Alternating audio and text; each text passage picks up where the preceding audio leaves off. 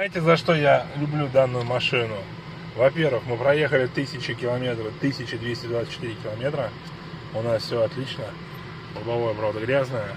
А еще больше всего меня радует в этом автомобиле, это то, что в нем есть холодильник. Полностью исправный. Вот он функционирует. Вот я достал баночку адреналина для того, чтобы немножко заправиться. Холодный, четкий адреналинчик. Я понимаю, что он вредный, но в данный момент, вот, под это палящее солнце, он на самом деле необходим. Желаю всем отличного настроения, мужики. Мы поехали дальше.